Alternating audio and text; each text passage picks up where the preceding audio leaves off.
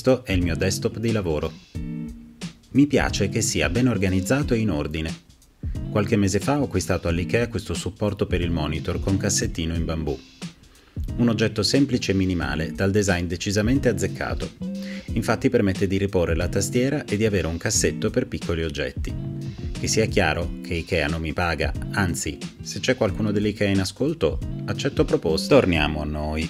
Quando ho cambiato il telefono, ho deciso anche di comprare il supporto di ricarica MagSafe. Molto veloce nella ricarica, dal design tipico di Apple, semplice, minimale e molto tondo. Apprezzato sicuramente da tanti, di certo non per il prezzo. Nell'utilizzo però mi sono chiesto quale effettivo vantaggio ci fosse. Sì, d'accordo, è magnetico, ma se non fissato a qualcosa, il gioco finisce lì.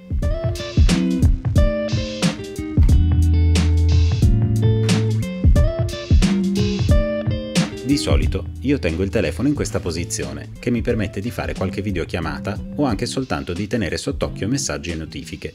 Inoltre lo sblocco con riconoscimento facciale funziona solo se il telefono ti sta guardando, ma in questa posizione scivola continuamente, cadendo anche sulla tastiera.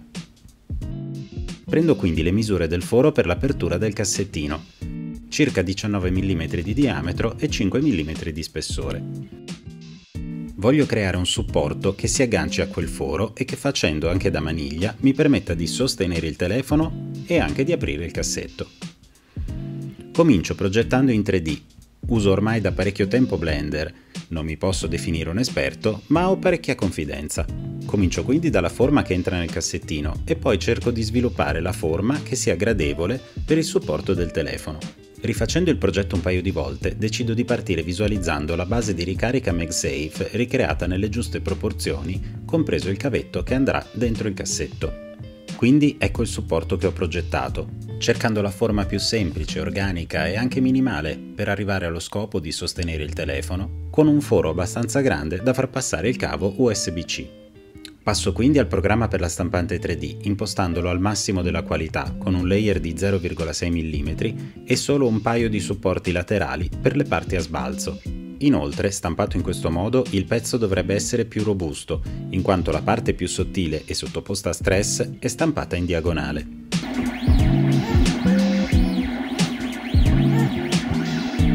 La stampante 3D ha sempre qualcosa di ipnotico nel suo movimento.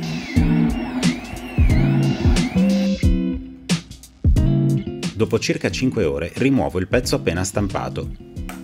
Passo quindi con della carta abrasiva molto fine su tutta la superficie, giusto per togliere un po' di sbavature delle parti più a sbalzo. Una risciacquata sotto l'acqua corrente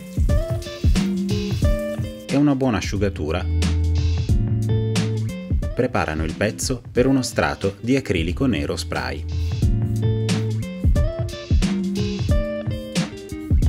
Cerco di non esagerare, anche se l'istinto è quello di fare un bello strato spesso.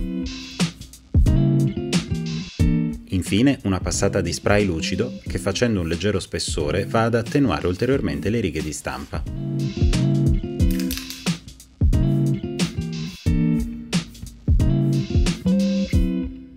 Ecco come si presenta finito. Direi che è il momento di andarlo a posizionare. Entra e resta bello saldo. Purtroppo sono leggermente a sbalzo le spalle del supporto che passano sotto il cassetto. Niente di grave, con un colpo di taglierino risolvo. Quindi faccio passare il cavo.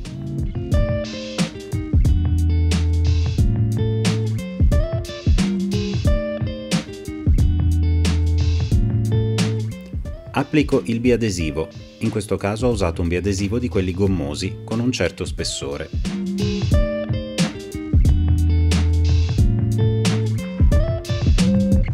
Tolgo l'eccesso con un paio di forbicine.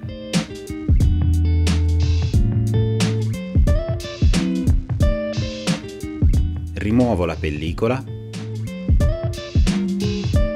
Infine applico la base sul sostegno. Chiudo il cassetto e il lavoro è fatto. Momento della verità. Funziona.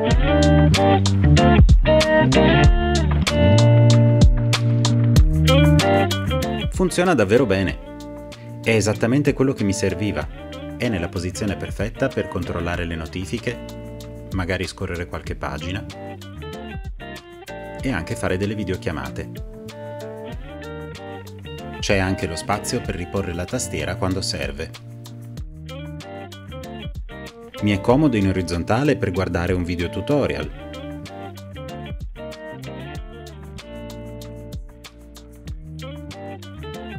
Il cassetto si apre e si chiude e il telefono si toglie e si mette senza problemi.